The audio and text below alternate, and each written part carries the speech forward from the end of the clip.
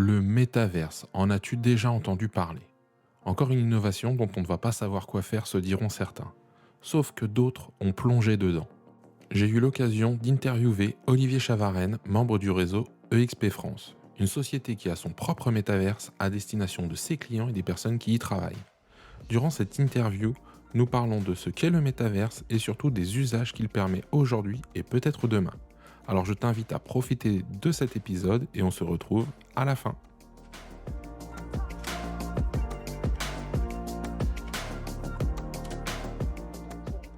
Limo Entrepro, c'est le podcast pour toi, professionnel, expérimenté ou novice, qui a besoin de changer l'image de ton métier auprès de tes clients. À chaque épisode, nous partageons ensemble un ou plusieurs sujets pour t'aider à avancer dans ton quotidien, pour qu'il te ressemble, qu'il soit aligné avec tes valeurs et surtout remettre l'humain au cœur de ce métier. Alors je te remercie de ton écoute et c'est parti.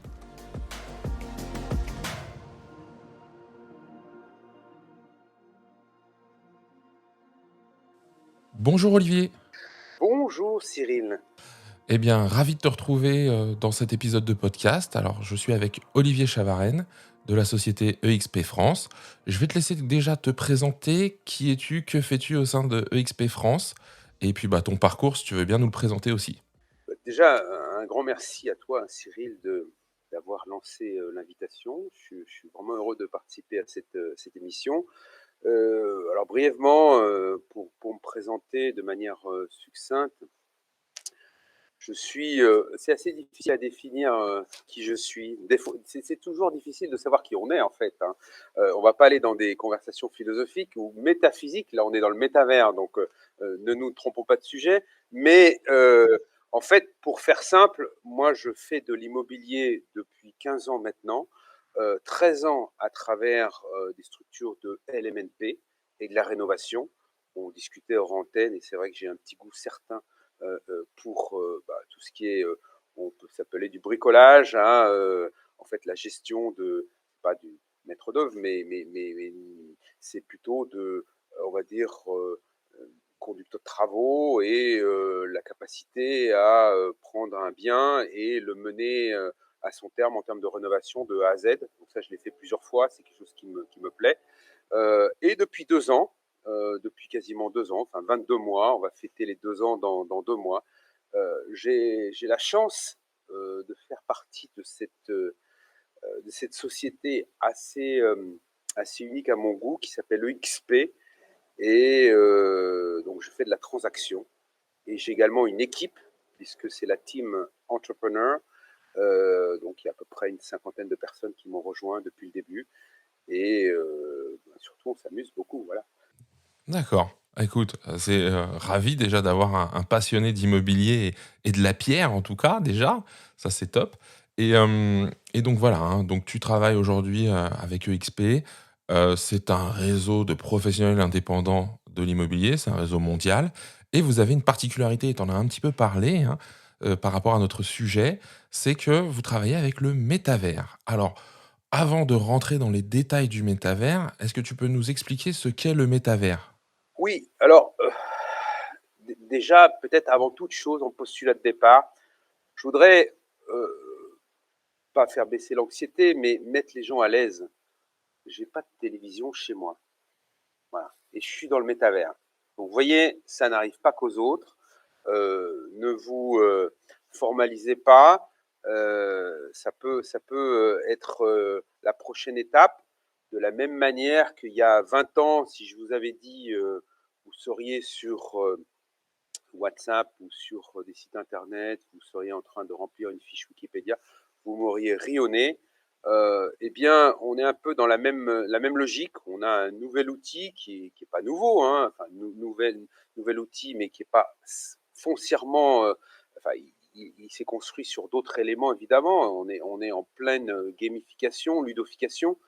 Ça, c'est tous des thèmes que j'ai traités d'ailleurs sur ma chaîne YouTube, Olivier Chavarin, Team Entrepreneur, le processus de gamification. Et voilà, ceux qui ont connu Second Life, ceux qui ont connu les Sims, ben, on s'est fortement inspiré de ces domaines-là, évidemment. Mais là, c'est appliqué au domaine professionnel. Et chez nous, chez EXP, j'allais dire, on en a deux pour le prix d'un, on a un métaverse RH, donc qui est en fait un logiciel propriétaire que l'on télécharge, qui est sur nos disques durs. Et puis, on a un logiciel type SaaS qui est accessible via Internet et qui nous permet de faire, alors là, le champ des possibles est quasiment infini.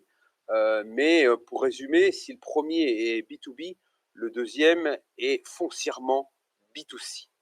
D'accord. Donc en fait, vous en avez 2 pour le prix d'un, comme tu disais. Un orienté plus en interne et à la communication, aux échanges entre les professionnels de votre réseau, et le second qui est orienté client tout simplement. D'accord. Et bah, en termes d'applications concrètes, si on regardait ça, hein, avant de creuser un peu sur le métaverse, c'est quels sont pour vous déjà au sein de votre entreprise comment dire? Les bonnes pratiques, les utilités, les utilisations plutôt du métaverse? Concrètement, ça se matérialise comment? Oui, alors, merci pour cette précision. C'est vrai que, on a l'impression que c'est ça peut être aussi vu comme un gros gadget Mmh. et quelque chose dont on n'a pas vraiment besoin.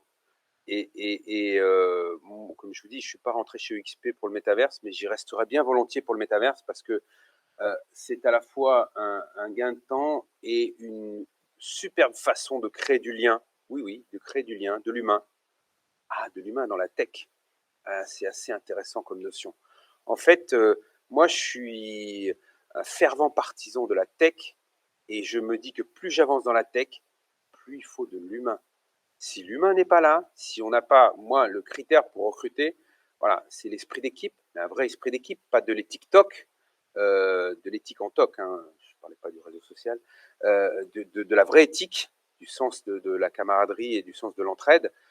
Et c'est comme ça que ça fonctionne. Et dans un métaverse, puisqu'on parle de notre premier métaverse, je vais en dire un petit mot rapidement, et puis après, je pense on peut vraiment détailler le deuxième, parce que là, je peux en parler des heures et des heures, et l'émission d'aujourd'hui ne suffira pas.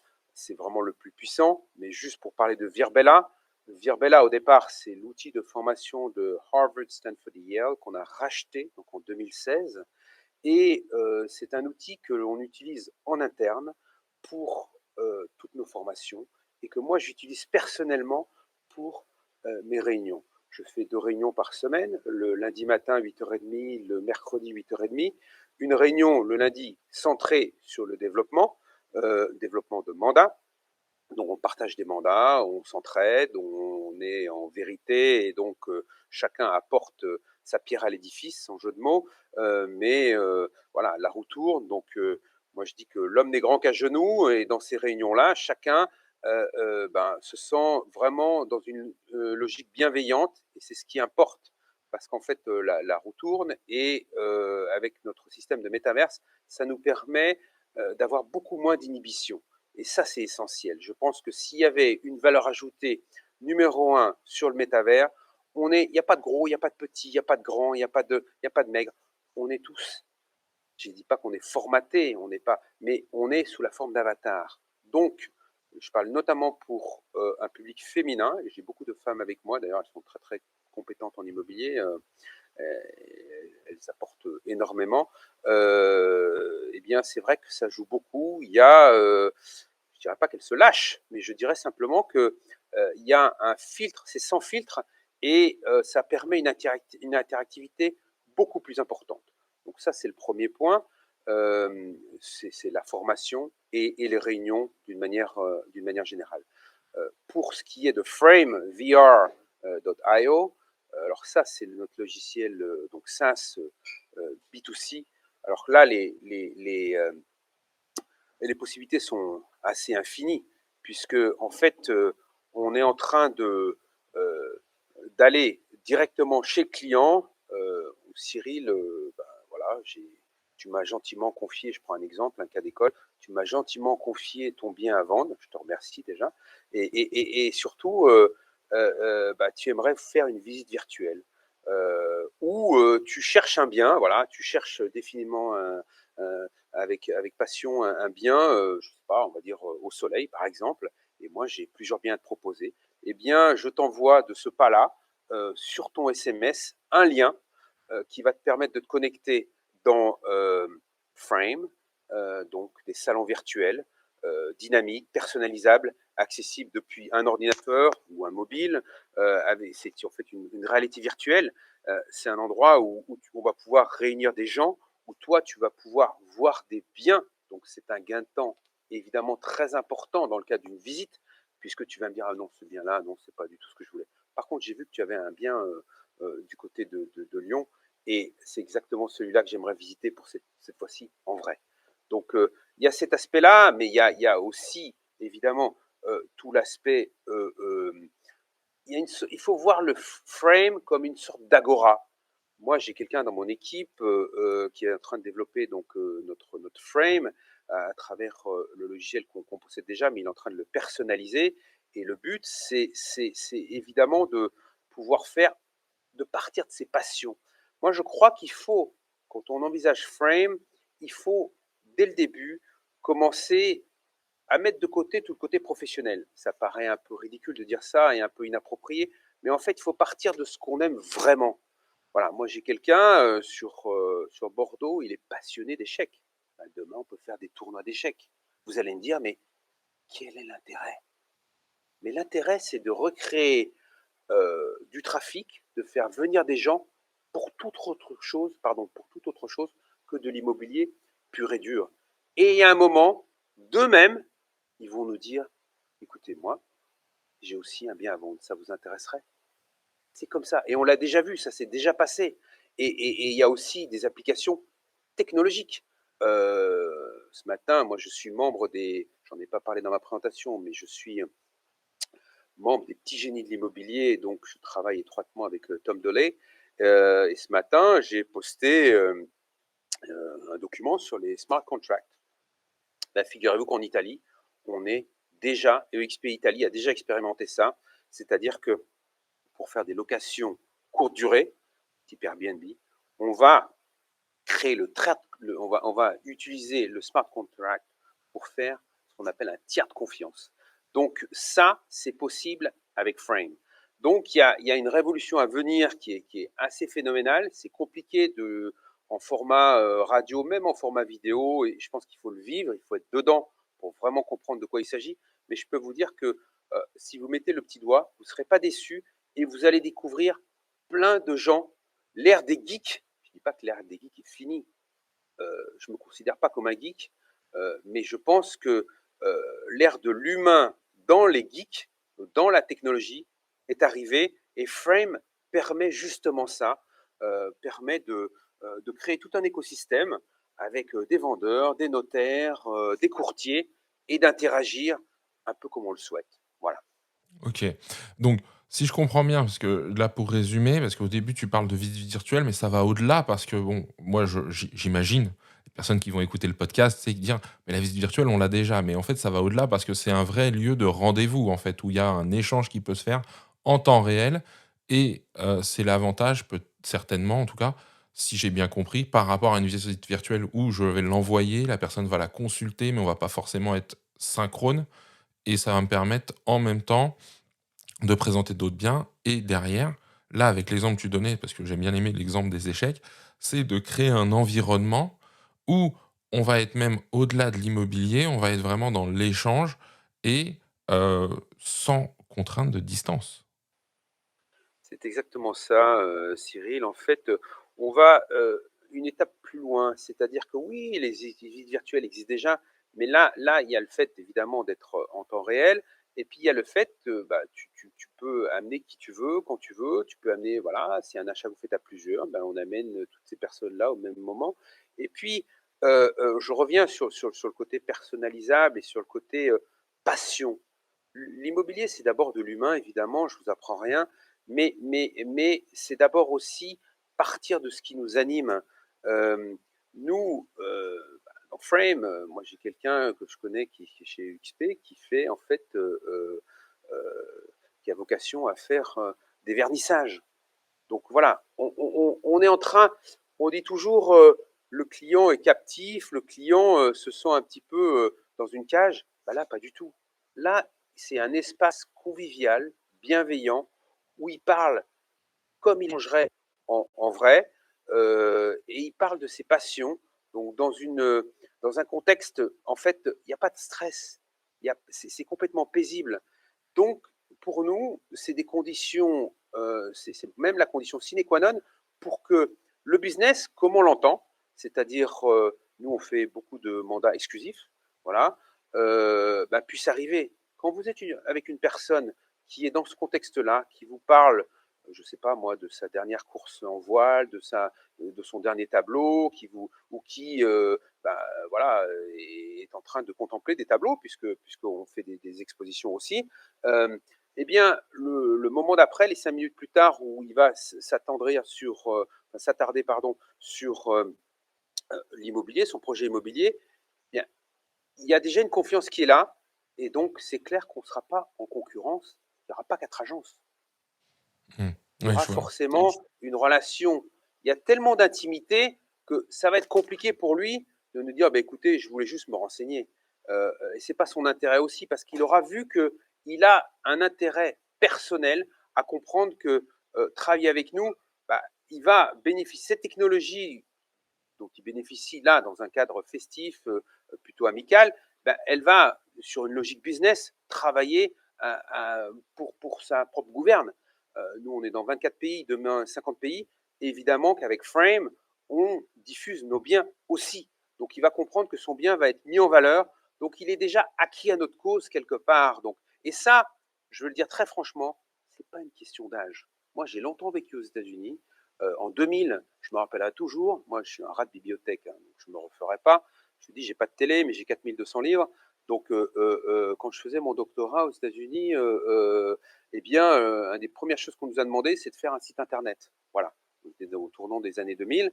Donc, les gens, c'est un peu le métaverse aujourd'hui. Ils n'en avaient pas vraiment entendu parler, ils ne savaient pas trop ce que c'était. Il fallait faire un site internet, WordPress, voilà, et tutti quanti. Et je me rappellerai toujours, j'allais dans les bibliothèques, et donc il y avait ce couple d'un certain âge, il devait au moins avoir 80 ans, et il était en train de pianoter et d'envoyer un email. J'ai pris la photo, j'ai envoyé à mes parents en France pour leur dire, attention, ça arrive. Bon, ça a pris un peu de temps pour arriver en France, mais le métaverse, c'est du même acabit. On est, j'aime pas trop le terme de révolution, parce que c'est un terme qui est un peu dévoyé, un peu galvaudé, mais on est, si je vous disais aujourd'hui ChatGPT, vous allez me dire, ben, il y a des chances que ça remplace Google. Le métaverse s'inscrit dans cette logique, et dans une nouvelle façon de faire du business, mais qui va être très très puissante. Et nous, on veut prendre toute notre part, puisqu'on est depuis 6 ans dans le métaverse, 7 ans maintenant. Donc, on veut garder cette longueur d'avance chez EXP. Et je pense que pour l'instant, on est bien parti pour ça. OK. Alors c'est intéressant, ça m'amène 2 questions parce que, c'est sûr et certain. Tu parles de la technologie et cetera. Est-ce que pour les clients, il y a pas un frein? Est-ce qu'il faut un équipement spécifique? Parce que tout à l'heure tu as parlé de smartphone, d'ordinateur. Il y a besoin de rien de plus pour le client, pour pouvoir, accéder à ce métaverse? Non, alors, en fait, on peut, ceux qui veulent venir avec leurs lunettes, il y a aucun problème, on les prend. Mais ceux qui ont pas de lunettes aussi. En fait, c'est un de mes slogans dans mon équipe, je dis: «Venez comme vous êtes». Parce que, faut pas se leurrer quand même. L'anxiété, elle est là. Donc, avant d'y avoir goûté, d'avoir fait une première expérience, il y a toujours un petit peu, en plus, en France, on n'est pas forcément, je n'ai pas dit qu'on était technophobe, mais on n'est pas aussi technophile qu'aux États-Unis, il faut le reconnaître. Donc c'est un élément à prendre en compte. Et donc on n'a pas voulu avoir des freins supplémentaires. Et donc le casque n'est pas un prérequis. Si la personne l'a, tant mieux. Sinon, c'est pas grave. Mais je serais tenté de dire que la plupart des gens ne l'ont pas. Et ça marche très bien. Ça marche sur son smartphone, ça marche sur son PC, comme je l'ai dit. Donc, et c'est fluide. C'est ça. Il n'y a pas de, c'est vraiment, on reçoit un lien, on clique dessus, on est dedans. On n'a même pas à se demander comment ça fonctionne. Mmh. Oui, oui, non, c'est bah, donc déjà là, il y a une simplicité d'accès, donc ça c'est bien et ça m'amène une autre question parce que, bah, tu le dis et est-ce que, c'est pas un peu trop encore précurseur? Tu vois? Tu disais on n'est pas technophobe, ça dessus je te rejoins, mais tu sais, on en a vu pas mal des technologies qui ont mis un peu plus de temps parce que ça viendra certainement, mais, dans mon intellect, enfin en tout cas dans mon imagination, je me dis: on en a vu des choses qui, fonctionnaient pas il y a encore 3 4 ans, qui maintenant fonctionnent.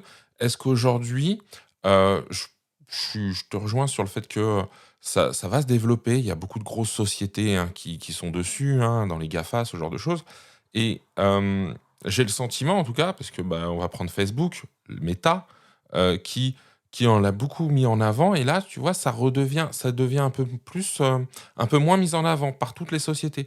Est-ce qu'ils sentent pas qu'il y a un petit temps, soit de développement encore, parce que, bah, il y a comme tu l'as dit, je pense que les possibilités sont énormes, mais est-ce qu'il n'y a pas un petit temps de développement et un temps d'acceptation aussi du public pour y aller, tu vois? Pour lever les craintes? Un peu comme tu l'as dit tout à l'heure, je prends l'exemple, tu sais, les achats sur internet. À un moment, bah, il y avait les gens qui avaient peur de mettre leur numéro de carte bleue. Est-ce que je vais vraiment recevoir le produit? J'ai le sentiment qu'aujourd'hui, bon, on se pose beaucoup moins ces questions-là. Il y aura toujours des réfractaires. Et est-ce que là, tu vois, aujourd'hui, comment toi tu le perçois avec les clients? Comment tu le ressens en fait par rapport à ça? Oui, alors c'est assez judicieux de faire cette remarque parce que, si on prend l'historique, de XP, moi j'étais un des tout premiers à rejoindre XP et quand j'ai commencé à parler, à quelque part évangéliser à mon petit niveau, à porter la bonne nouvelle sur, le métaverse, nos outils, bah, c'est vrai que j'en ai pas mal qui faisaient des têtes, pas de 6 pieds de long, mais pas loin, et qui allaient me demander, la prochaine question, c'est: «Ça mange quoi l'hiver cette bête-là?» Donc ils étaient vraiment très loin de savoir à quoi ça pouvait, correspondre. Tu l'as cité, Cyril, Meta, Facebook se renommant en tant que Meta, eh bien, d'une manière insidieuse, le corollaire de ça, c'est que ça nous a fait beaucoup, beaucoup de bien. Ça a popularisé le concept. Maintenant, les gens savent ce que c'est que le métaverse. Je ne dis pas qu'ils ont tous les détails, mais ils ont une petite idée. Ils se disent c'est un monde virtuel, voilà. Alors en bien ou en mal, hein, parce que quand on est avec Facebook, et encore une fois, je fais le distinguo avec Facebook parce que tu as parlé des GAFA. Nous, on n'a aucune, je précise bien, hein, on n'a aucune velléité d'aller sur le terrain des sandbox, des Facebook, des Google et compagnie. Ce n'est pas du tout notre mission. Notre mission, c'est de rendre service aux clients et c'est de recréer un monde dans lequel ils se sentent à l'aise. On ne va pas aller vendre des terrains, on va pas aller, c'est pas pour faire du business sur de l'irréel, pas du tout. On vend dans le virtuel des vrais terrains, des vraies maisons. Ça, c'est, je pense que ça, c'est un élément important à préciser dans l'imaginaire collectif parce que on sent bien que oui, il y a ce côté anxiogène qui vient aussi de ce monde virtuel qui serait en fait lié au monde de la finance, à quelque chose qui n'existe pas. Pas du tout. Je ne dis pas que ça n'existera pas chez nous, je ne dis pas qu'on ne le fera pas, mais c'est vraiment quelque chose qui restera à la marge pour l'instant. Ce n'est pas notre ADN, notre raison d'être en tant que XP, c'est évidemment de faire de l'immobilier. Et je reviens sur une de tes questions sur ce côté un petit peu anxiogène. Moi, je me rappelle quand je discutais avec Xavier Niel, il me disait toujours si vraiment vous avez une belle idée de boîte, il bah, ne faut pas avoir peur de la mettre sur le marché et surtout bah, d'en parler avec conviction et surtout de pouvoir bah, tester auprès du maximum de gens. On a parfois en France cette conception où ah ben, on croit être assis sur la poule aux œufs d'or et on ne va pas en parler jusqu'à que tout soit verrouillé et tout. Non, je pense qu'il avait raison quand il disait ça parce que il faut d'abord répondre à un besoin. Le besoin ici, il est très clair. Je prends un exemple assez simple, limpide. Il se trouve que nous, on fait du VFA. Mais vous imaginez, on peut mettre évidemment des PDF, de l'audio sur le métaverse, sur Frame, on peut mettre des modèles 3D, on peut modéliser en 3D un appartement dans le neuf.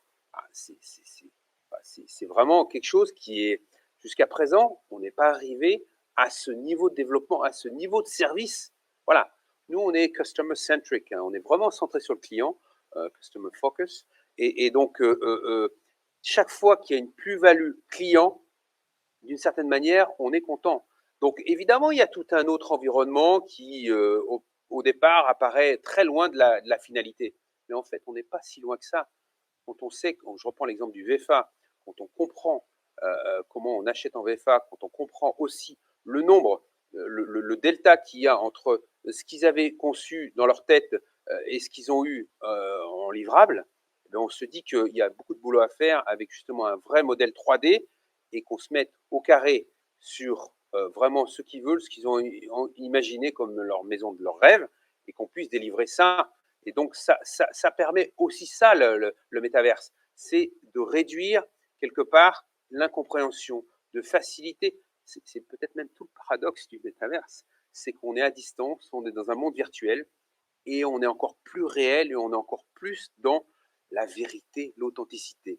Voilà, je trouve que c'est plutôt pas mal comme paradoxe pour un monde complètement virtuel. Et en fait, on est, comme je le dis souvent, plus d'humain, plus d'authentisme. Plus d'authenticité. Moi, je prends toujours l'exemple de quelqu'un qui est dans mon équipe, qui était chez La Forêt pendant 27 ans, je crois. Il vient toujours chez nous en costume cravate dans le métaverse, hein, sauf qu'en bas, il a des tongs. Mais je peux vous dire, on se marre. Et tout le monde, en fait, il crée un réseau, il parle aux gens et il fait du business. Mais comment on aurait pu imaginer ça autrement? Il n'y a rien de compliqué, c'est juste de l'humain. Les gens rigolent, c'est de l'émotion. Et une émotion déclenche un contact déclenche une conversation déclenche du business. Voilà, c'est ça aussi le métaverse, d'abord du business. OK. Et dernière petite question un peu taquine, on peut quand même se rencontrer en vrai ou pas, chez vous? Alors, oui, c'est intéressant de dire ça. Est-ce qu'on va finir à la moulinette des avatars? Non, je rigole. Oui, je pense que c'est même le plus important. Moi, à titre personnel, j'étais assez impliqué dans le développement de XP, puisque j'ai fait à peu près 11 roadshows l'an dernier. Et je vais continuer cette année, évidemment. Mais c'est une possibilité d'aller justement rencontrer à la fois les prospects, les gens qui veulent rentrer chez nous, mais aussi les équipes. Parce que, par exemple, on était sur Bordeaux, il y a toute l'équipe, j'ai plusieurs personnes dans mon équipe de la team entrepreneur qui est venue, et ça permet voilà, voir les gens en vrai, c'est quand même important.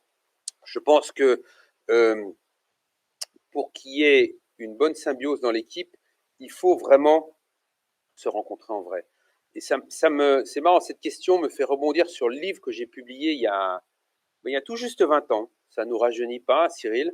Mais si vous allez sur Amazon, bon, c'est un titre qui est en anglais, mais c'est la confiance au sein des équipes virtuelles. Je peux vous dire que quand j'ai publié ce bouquin en 2000, voilà, 2003, pardon, en 2003, j'étais un zombie. Et bien là, avec le métaverse, j'ai vraiment l'impression d'être de nouveau un zombie parfois. Et en même temps, comme on l'a vu avec les équipes virtuelles et le Covid, c'est maintenant la norme plus que l'exception. Avant, c'était l'exception plutôt que la règle. On va avoir ce même type vous imaginez même pas le nombre de gens qui sont venus toquer à notre porte. Je parle évidemment pas des gens dans l'immobilier, parce qu'il y en a beaucoup. Il se trouve que notre logiciel est propriétaire, donc pour l'immobilier, c'est uniquement réservé à EXP, le métaverse, à la fois Frame et Virbela, mais également des gens en dehors, des grosses sociétés, notamment du CAC 40 en France. Et puis, il y a beaucoup de sociétés qui utilisent notre système. Deloitte, Carrefour recrute avec notre métaverse. Enfin, voilà, si vous allez sur Virbela, vous allez voir les sociétés. C'est assez impressionnant de voir toutes les boîtes qui ont fait de notre outil, en fait, un inconditionnel. Et je terminerai sur les écoles. On a notamment Neoma, on a Grenoble École de Management, qui, justement, utilisent ce système pour dispenser de la formation. Donc, ça marche. Et je crois qu'on a changé d'époque. Moi, il y a un chiffre qui m'a un petit peu interloqué.